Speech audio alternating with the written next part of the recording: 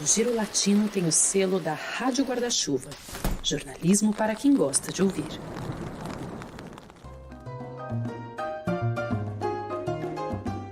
Salve, salve, Giro Latiners! Pois é, hoje a gente vai usar um termo mais millennial, já que o tema de hoje tem um pouco a ver com o que a gente, grosso modo, pode chamar de mundo do streaming. Mas, claro, sem deixar de lado o nosso espírito de contador de história e de amante desse continente maravilhoso. Mas antes de introduzir vocês ao tema, vale a gente lembrar que o Giro Latino, para quem não sabe, é uma plataforma multimídia que fala de todos os países da América Latina, todos mesmo, em newsletter, em vídeos, nas redes sociais e agora, claro, no podcast que você escuta. Meu nome é Lucas Berti, sem mais delongas, para me ajudar a desbravar os catálogos da vida, a gente tem a volta de Juan Ortiz e mais uma vez aqui Maurício Brum. Salve, salve, meus amigos. Salve, meu querido Lucas, tudo bem? É um prazer ter de volta aqui para mais um episódio do nosso podcast. E só para lembrar os ouvintes que também no Spotify a gente tem uma playlist só com músicas latino-americanas. É o Giro Latino Sonideiro. Então depois que vocês terminarem esse episódio, corram lá, que eu tenho certeza que vocês vão gostar. É uma seleção bem eclética. Inclusive, qualquer reclamação com as salsas podem vir falar diretamente comigo, que é tudo culpa minha. E já que a gente está falando de dicas culturais, bora falar também sobre cinema, para assistir quietinho em casa na quarentena. É isso, né, Maurício? Salve, Lucas e Juan, tudo bem com vocês? Estamos então aqui para a quarta edição do nosso podcast com um tema que a gente está discutindo se a gente faz ou não desde março, né? E a gente espera que os nossos ouvintes sejam pessoas sensatas, pessoas que entendem os riscos desta pandemia e que não saiam de casa sem precisar. Mas esse episódio sai agora, em pleno julho, porque muita gente, na verdade, não está respeitando as medidas de isolamento e tornando muito mais longa a necessidade de uma quarentena e de ficar em casa por tempo indeterminado. E com isso, bom, nós vamos falar do que tem no Netflix para ver em termos de América Latina, seja de série, seja de documentário, coisas para passar o tempo enquanto não se pode, ou em alguns lugares que já reabriu, né, não se deve sair à rua nesses tempos pandêmicos no nosso continente. Bom, o pessoal já deu uma palhinha aí do que vem pela frente, então vamos falar dessas histórias que, além de bastante importantes e marcantes, né, na saga latino-americana, ajudam bastante a gente a entender, né, os problemas de agora. Então, se você é um desses que fica incrédulo com algumas notícias que a newsletter do Giro traz no e-mail no final de semana, você pode saber que muitas dessas maluquices têm a ver com os acontecimentos lá atrás, né? Então, acho que é bom a gente fazer esse caminho. E para dar uma força pro pessoal que tá entediado aí na quarentena e não tem muito o que fazer, a gente vai falar especialmente de alguns temas que são contemplados nessas obras do Netflix. Mas só para avisar, gente, isso aqui não é uma colaboração Giro Netflix não, tá? A gente tá só usando esse streaming de base porque é um dos mais conhecidos e o pessoal mais usa.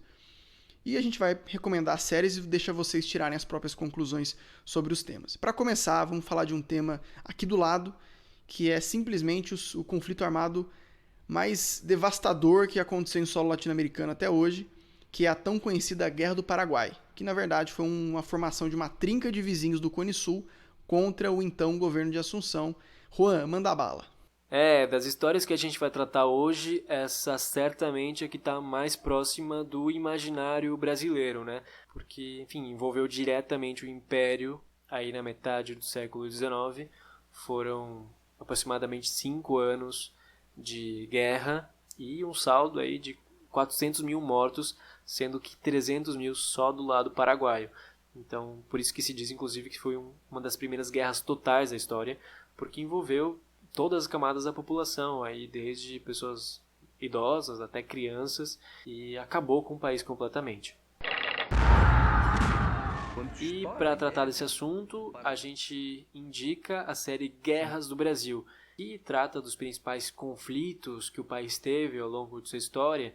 Começa primeiro com a resistência dos indígenas nas guerras de conquista, fala dos quilombolas também, e aí no terceiro episódio é que fala da Guerra do Paraguai.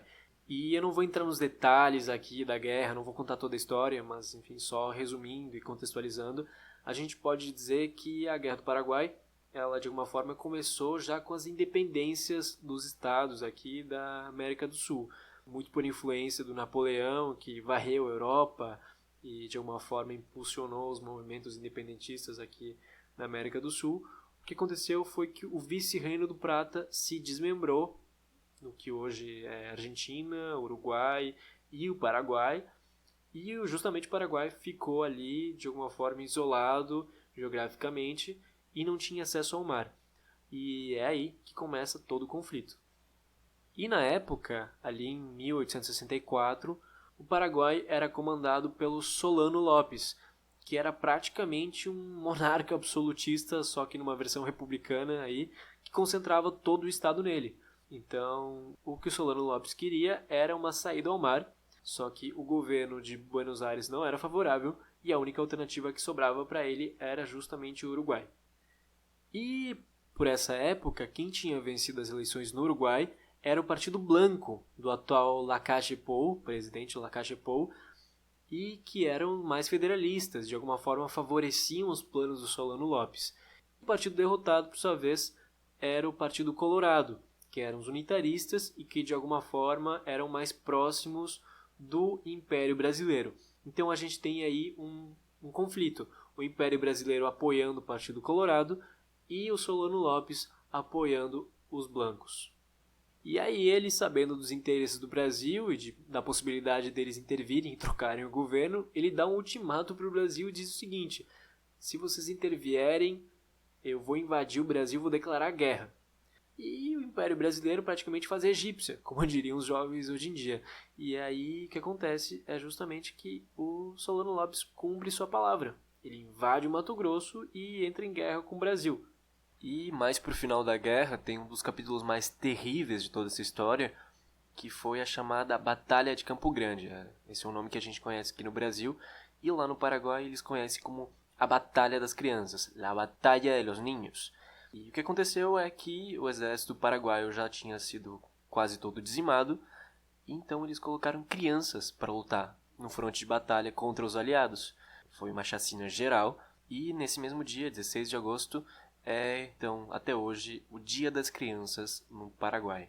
E aí, no ano seguinte, o Solano Lopes finalmente é encontrado, morto na mesma hora, e dá-se por terminada a Guerra do Paraguai.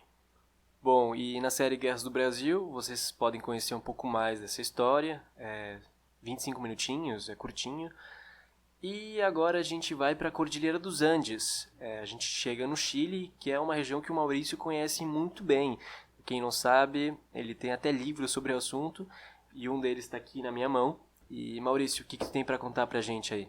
Pois é, o Chile é um país com uma história bastante complexa, especialmente quando a gente fala do período que se segue ao golpe de 1973. E, de fato, eu sou estudioso desse tema, eu escrevi 2 livros sobre a repressão no Chile. Um deles se chama La Cancha Infame, que trata da prisão no Estádio Nacional de Santiago, e o outro, que tem mais a ver com esse documentário do Netflix, se chama Estádio Chile 1973, Morte e Vida de Victor Jara, a voz da Revolução Chilena. O Victor Jara é esse cantor popular muito importante do Chile nos anos 60 e no início dos anos 70, ligado ao movimento da nova canção chilena, que era um movimento cultural que buscava resgatar o folclore da música chilena e fazer isso com um grande viés político. Muitos desses cantores ligados à nova canção chilena, eles eram ou simpatizantes das ideias de esquerda ou mesmo militantes formais dos partidos. O Victor Jara, por exemplo, era membro do Partido Comunista do Chile. E, bom, esses cantores eles foram muito importantes na construção daquele caldo de cultura que leva à eleição do Salvador Allende em 1970, o primeiro presidente socialista eleito democraticamente no mundo. E, com isso, esses cantores, todo o movimento da nova canção chilena aparece naquela campanha do Salvador Allende, sendo nomes relevantes nesta campanha, no sentido de que eles participam de comícios, eles escrevem canções. Algumas canções de campanha se tornam grandes clássicos do cancioneiro do continente. Por exemplo, El Pueblo Unido Jamás Será Vencido, que a gente ouve muito nas manifestações, e particularmente nas manifestações do Chile, como aconteceu em 2019 nos protestos que ocorreram em outubro.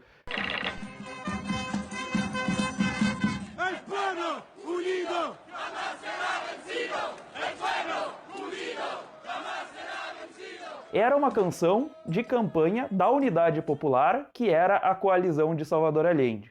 Então, esses cantores todos, esse movimento, a nova canção chilena, ela é imediatamente perseguida quando Allende cai, é derrubado pelo golpe de 11 de setembro de 73, e os seus principais expoentes são alvos da perseguição mais brutal. Isso acontece principalmente com o Victor Jara, que vai ser o grande símbolo desta repressão.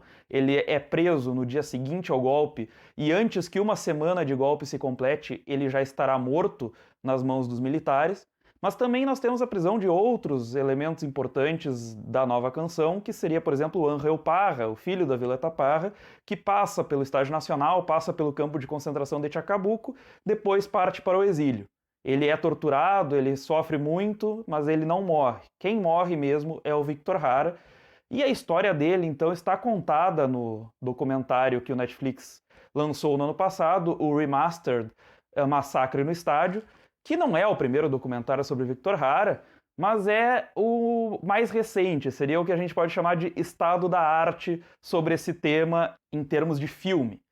Ele traz o que a gente descobriu, o que se descobriu nas investigações judiciais ao longo da última década, quem seriam os responsáveis mais diretos, os soldados que estavam naquele momento em que Victor Jara foi efetivamente executado. E é um documentário, então, que traz esse aspecto, essas descobertas mais recentes da história dele. O Victor Jara, vale lembrar, ele passou pelo Estádio Chile, que apesar do nome é um ginásio em Santiago. Ele nunca chegou a ir para o Estádio Nacional, que é o recinto mais famoso de prisão, porque justamente ele é morto antes que os prisioneiros políticos sejam transferidos para aquele lugar. E tudo isso, enfim, isso aparece no documentário, vocês assistam, vejam até que ponto ele é completo ou não, mas em termos de documentário, é uma boa película, digamos assim, sobre esse tema. E se quiserem saber mais, bom, busquem meu livro de 300 páginas sobre o Victor Jara, que eu também exploro bastante essas descobertas sobre o que aconteceu com ele e recupero bastante da biografia dele. É uma história fascinante, é uma história trágica, claro, mas a vida do Victor Jara é um grande exemplo assim, para a arte do continente e para essa arte mais militante que usa sua investigação folclórica, o seu talento, a sua capacidade de converter aquelas bandeiras políticas em algo que ressoe para além de círculos de elite cultural. E o Victor Jara é um grande símbolo disso, e não à toa ele é tão perigoso à ditadura que nasce em 73. A arma dele era a voz e o violão dele, e é por isso que ele é perseguido e morto de forma tão bárbara pelos militares. Com as canções dele, ele representava um risco maior do que muitos militantes da extrema esquerda que depois partiram para a guerrilha armada. Mas enfim, passando por essa história marcante do Chile, a história de Victor Jara, agora a gente sobe um pouco no mapa da América do Sul, sobe pela Cordilheira dos Andes e vamos parar lá no Peru, para um fato que fez todo mundo voltar as atenções para a cidade de Lima. Pois é, o Mal tem razão. E essa série documental Rehenes é uma das produções que detalha aí o sequestro da embaixada do Japão na capital do Peru, Lima, em 96. É uma doideira. E quem fez isso foi o grupo guerrilheiro Tupac Amaru, ou MRTA, que era a sigla do grupo. Para a gente começar a entender esse episódio, vamos lembrar que Tupac Amaru é um nome muito simbólico nesse universo de resistência anticolonial na América Latina. Ele foi tanto o nome do último imperador inca, como do líder indígena José Gabriel Condorcanqui, que se auto-intitulava Tupac Amaru II. Os dois, tanto o original quanto esse mais recente, eles personificaram um pouco aí essa resistência ao domínio espanhol, mas essa história é para outro dia. Bom, além de defender essa bandeira socialista revolucionária, inspirada nessas duas figuras, aí o MRTA, que era considerado terrorista pelo Estado peruano, eles tinham a intenção de derrubar o governo ditatorial do presidente Alberto Fujimori, que ficou durante todos os anos 90 no poder, e estabelecer um poder popular que atendesse aos interesses das classes mais baixas, das quais eles também faziam parte, né, os terroristas. E como Fujimori é de origem japonesa, os caras pensaram, bom, nada mais justo do que a gente sequestrar uma embaixada com 500 pessoas e fazer todo mundo de refém em plena festa de embaixadores, incluindo o então embaixador brasileiro Carlos Luiz Coutinho Pérez, que já morreu, e diplomatas, empresários e até a mãe do próprio Fujimori, que estavam lá no dia. Então, no dia 17 de dezembro de 96, que era aniversário de 63 anos do então imperador japonês Akihito, 14 guerrilheiros fizeram uma ação meio hollywoodiana, assim, tomaram a mansão e capturaram as pessoas por 126 dias. Foi o tempo que durou esse sequestro. E gerou uma crise política gigantesca, né? Tanto que as intermediações desse sequestro foram feitas pela Cruz Vermelha, vários veículos do mundo mandaram pontos fixos de cobertura na frente da embaixada, e aí a Cruz Vermelha enviava comida, remédio, negociava a libertação dos reféns. E o negócio acabou tendo uma consequência gravíssima para os anos do Fujimori no poder, porque depois desse episódio, nesse discurso contra os guerrilheiros, ele endureceu o discurso manodurista dele, né, o discurso de repressão. Enfim, foi um desfecho político e humanitário muito complicado, mas tudo que aconteceu, inclusive o desfecho, o fim desse sequestro, é cheio de controvérsias e a série fala bem disso. E eu vou deixar vocês assistirem para ver o que acontece. Não chega a ser um spoiler, mas vou deixar a curiosidade no ar. Agora a gente vai subir um pouquinho mais, né, Juan? E falar aí da sua querida Colômbia e de um episódio bastante complicado da história da Colômbia. É isso aí. De volta para minha terrinha. Vamos tratar de um assunto aqui que faz parte da história do meu país. É um pouco mais triste, um pouco mais delicado, mas que não tem como fugir, que é a violência. Mucha atención, a la guerrilla se toma la población de Granada en Antioquia. Y todos venían aquí jalando una bandera del movimiento R de Paz. Mira, una mujer vino a casarse en medio de la tragedia. Esse trecho que vocês acabaram de ouvir é do documentário Testemunho de um Conflito, em espanhol El Testigo, e que trata da trajetória de um fotojornalista, o Jesús Awad Colorado, que fala ao longo de sua carreira como noticiou, como fez fotografias da violência. Então ele conta a história de algumas pessoas, crianças, mulheres e homens que ele fotografou, e de como isso marcou a própria vida dele e a vida daquelas pessoas também. Então ele vai procurar um outro olhar sobre esse conflito, que não é o dos grupos envolvidos, mas o das pessoas afetadas, dos civis. E, inclusive, ele, no início, ele fala de uma noiva que estava se casando, enquanto tem um atentado aí, isso em dezembro do ano 2000, em Granada. Então, para vocês verem de alguma forma como a vida das pessoas continua acontecendo enquanto tinha guerra, né? Eu nasci enquanto ainda tinha guerra lá na Colômbia, no final dos anos 90, e a vida continuava acontecendo, apesar das pessoas terem medo de sair na rua, de ser sequestradas. A pessoa entrava num shopping e o carro era automaticamente vasculhado por cães farejadores o tempo todo, todos os dias. Tinha exército nas ruas o tempo inteiro. Então a guerra acontecia e continua acontecendo, mas a vida das pessoas não parou. E só para vocês entenderem um pouco do que é a Guerra Civil Colombiana, dá para dizer que ela começa aí desde que a Colômbia se funda enquanto Estado-nação. Assim, a primeira guerra que existe de fato é entre liberais e conservadores. É um conflito que dura quase um século praticamente, inclusive serve de inspiração aí para o Garcia Marques escrever 100 Anos de Solidão. E depois essa guerra é transposta, então, entre as guerrilhas de esquerda e o governo de direita. E aí logo em seguida entram também em campo as milícias aliadas do governo, que são os paramilitares, conhecidas também como autodefensas, e que de alguma forma contribuem nesse banho de sangue que ainda tem o narcotráfico como assim, a cereja do bolo de todo esse problema. E é justamente pelo tráfico que a Colômbia vai ficar mais conhecida internacionalmente. E com a ascensão do tráfico de drogas, os cartéis, surge também então um novo tipo de financiamento de todo esse conflito que ajuda a manter os grupos envolvidos por mais tempo e alastra essa guerra até recentemente, quando teve o acordo de paz assinado com o presidente Juan Manuel Santos. Só que, enfim, isso não significa que a guerra, o conflito político tenha de fato terminado. Ele continua na Colômbia. Inclusive, os números de líderes sociais mortos aumenta a cada ano, e essa é uma das principais cobranças que tem sido feito ao presidente Ivan Duque. Mas então é isso, eu não vou dar muitos spoilers aqui sobre o documentário. Assistam Testemunha de um Conflito, e tem cenas bem lindas, bem tocantes, e vai ser bem legal. E agora o Maurício vai seguir a trilha rumo à América do Norte, no topo da nossa região latino-americana, para falar de uma história que talvez não seja tão conhecida dos nossos leitores. Maurício, o que tem aí pra gente? Pois é, Juan, não é todo mundo que tem na cabeça um período tão particular da história do México e mesmo da história de resistência da América Latina nesse clima de pós-independência, que é uma questão que o documentário Pátria aborda bem. Ele se centra no período entre 1854 e 1867. E o México, claro, como todos os países aqui da região, quando eles se liberaram dos europeus, foram uma série de fases um tanto complicadas até que os países conseguissem se consolidar. No México, a Guerra de Independência foi bastante longa, ela durou 11 anos, entre 1810 e 1821, e quando chegou ao fim, ela levou ao início do chamado Primeiro Império Mexicano, com o Tratado de Córdoba.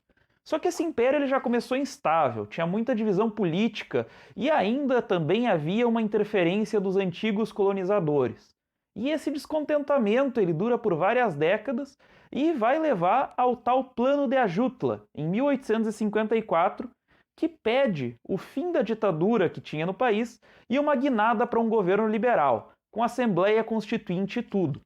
E é assim que nasce a Constituição de 1857, que é uma Constituição, para aquela época, para metade do século XIX, bastante progressista. Tinha avanços civis importantes e reafirmava o Estado laico. Mas é que esse foi justamente o problema, né? Tanto os conservadores quanto latifundiários, e principalmente a Igreja, não gostaram nem um pouco desse texto. E foi essa discordância, então, que começa com a tal da Guerra da Reforma, entre 1858 e 1861, que talvez seja o principal ponto do documentário Pátria, que é narrado pelo escritor espanhol Pablo Ignacio Taibo II, que também é autor do documentário El Che, que conta a saga do Ernesto Guevara pela América. Embora seja nascido na Espanha, o Taibo II, que adotou esse nome curioso porque o pai dele também é Paco Ignacio Taibo, Paco sendo o apelido de Francisco, ele nasceu na Espanha, mas cresceu no México, porque a família se mudou para lá quando ele tinha 10 anos de idade, fugindo do franquismo. Então, o Pátria narra muito dessa história do México, que adotou o Taibo II, nesse período que ele considera fundamental, entre 1854, no Levante Liberal, e a última derrocada europeia em 1867, para ele é a fase que ajuda muito a entender o que o México viria a se tornar depois. E além de ir a fundo nessa polarizada Guerra da Reforma, que deixou mortos e fez grande estrago pelo país, a gente pode falar que ela desemboca nesse capítulo final da ingerência europeia no território mexicano. Porque com a vitória liberal ao final da guerra, o governo do então presidente Benito Juárez ele vai ter que enfrentar uma invasão tripla da França, da Espanha e do Reino Unido, porque eles estavam querendo cobrar uma suposta dívida externa enorme que o México estava se recusando a pagar. Eles conseguem, então, nessa invasão, interromper o governo do Juárez, e nessa fase que se inicia na década de 1860, vem a chamada Intervenção Francesa e o Segundo Império Mexicano, que teve um imperador da Casa de Habsburgo governando o México entre 1863 e 1867.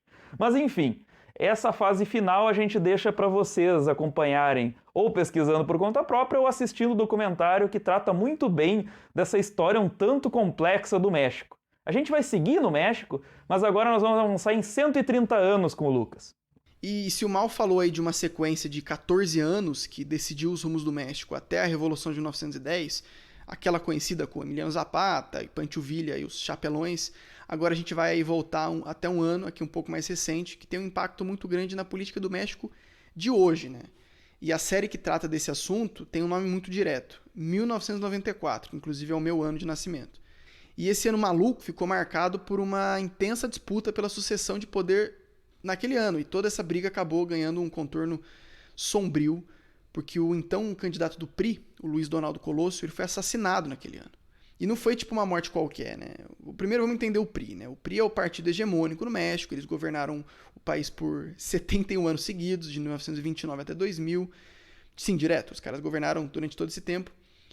E ainda que o partido tenha assumido um caráter mais de esquerda ali nos primeiros anos, com nacionalizações, com uma bandeira revolucionária, bom, até pelo próprio nome do partido, a legenda nunca deixou de se confundir um pouco com a própria política do México, se tornando com o passar dos anos, cada vez mais parte desse corporativismo, dos interesses políticos, até um dado ponto que era meio que impossível definir a ideologia do partido, inclusive porque foram muitos presidentes vestindo a mesma camisa e tal. E dito isso, o Colôssio, né, ele surge como uma cara de social-democracia diferente daquilo tudo, né? Bem aquém aquilo que tinha sido o PRI, principalmente naqueles últimos anos do século passado. Ele, inclusive, tem um discurso emblemático que mostra bem o que ele queria do país e tal. Eu vejo México com hambre e com sede de justiça. México de gente agraviada. De gente agraviada por las distorsiones que imponen a la ley quienes deberían de servirla.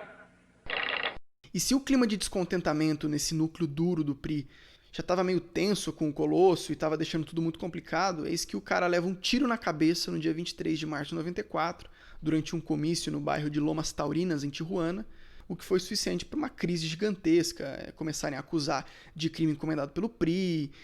E ainda que essas versões oficiais de várias investigações digam que o crime foi cometido por um lobo solitário, né, por um cara chamado Mário Arbuto Martínez, esse caso segue assombrando um pouco a política do México. Tem muita gente que não acredita nessas versões oficiais. E além de contar a fábula, que foi essa busca toda, essa série 1994, ela fala da comoção pela morte do Colôssio, né? Que foi uma figura que, claro, não dá pra gente saber, mas que pelo discurso podia ter redefinido os rumos da história do México e ter trazido uma bandeira um pouco mais equilibrada para uma política muito tensa, né? E para não dizer que foi só isso, né? Falando bastante entre aspas, esse mesmo ano teve um outro evento bem marcante que foi a insurreição do Exército Zapatista de Libertação Nacional, o EZLN, literalmente no primeiro dia de 94. A bomba, inclusive, do Colôssio lá, do assassinato, nem tinha acontecido. Bom, um grupo de indígenas e camponeses da região de Chiapas, ele se armou em protesto ao NAFTA, que é o Acordo de Livre Comércio entre os países da América do Norte, que estava entrando em vigor também no mesmo dia de 94, lá em 1º de janeiro. E se você ler o Giro Latino de 4 de julho, você viu que esse acordo já não existe mais e que o novo NAFTA, que é chamado de USMCA, já está passando a valer a partir de julho e tal. E, bom, essa população indígena lá em 94, eles queriam chamar a atenção do mundo porque eles não aceitavam que o país assinasse um acordo comercial tão importante de livre mercado, enquanto a população mexicana estava esquecida pelo Estado, né? Principalmente essas regiões mais inóspitas e distantes dos grandes centros. E essa série ela é dividida em capítulos e ela vai contando muito bem todos esses momentos, vai recortando toda a história e traz inclusive entrevistas com o então presidente Carlos Salinas e com o então líder guerrilheiro dos zapatistas, que era o subcomandante Marcos, que inclusive já mudou de nome hoje em dia. Agora o Juan vai trazer uma lista de outras séries que também estão aí na Netflix e que são de uma temática latino-americana muito bacana. Se a gente pudesse falar de todos os assuntos que aparecem por aí, esse podcast ia ter quase 1 dia e meio de duração. Então, melhor partir para uma listinha um pouco mais rápida. Não deixem de assistir o documentário Cuba and the Cameraman, que conta a história aí de um documentarista que vai e volta para Havana uma série de vezes e mostra como é que a ilha, em suas diversas fases entre o século XX e XXI, dos anos finais daquele socialismo mais vigoroso, a sua nova fase no novo milênio. Tem também o documentário Gabo, que narra a vida do meu conterrâneo escritor Gabriel Garcia Marques e fala um pouco das experiências que ajudaram a moldar aquela mente brilhante que a gente tanto adora, né? E eu vi que a minha terceira dica a Netflix já tirou do catálogo, que é a série ficcional Juana Inés, que trata da história da freira e escritora Sor Juana Inés de la Cruz, mexicana, que já no século XVII enfrentava a Igreja Católica com postulados que hoje a gente pode considerar feministas. Então é uma história muito legal, muito bacana, mas que a Netflix tirou do catálogo. E para ficar em território mexicano, a dica final que eu vou dar aqui é a série Maradona no México, que mostra como esse astro do futebol mundial foi parar como treinador em um time pequeno de Sinaloa e todos os conflitos que surgiram a partir disso.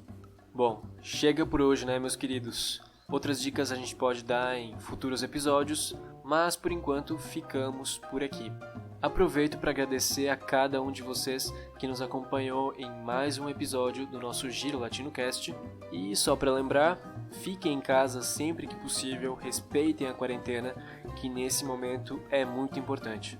Por último, mas não menos importante, vou lembrar todo mundo de que o Giro Latino Podcast faz parte agora da Rádio Guarda-Chuva, que é a primeira rede brasileira de podcasts exclusivamente jornalísticos. E além da gente do Giro, a Guarda-Chuva tem outros 5 podcasts muito bons. O Finitude, o Budejo, o Põe na Estante, o Vida de Jornalista e a Rádio Escafandro.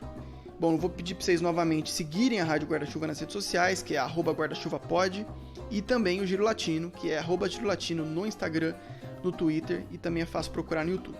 E se você não assina ainda a newsletter semanal do Giro, vai lá no Google, digita Giro Latino Newsletter e é só acompanhar os vizinhos do continente a fundo. Bom, um abraço para vocês, um abraço para o Mal, para o Juan e até a próxima.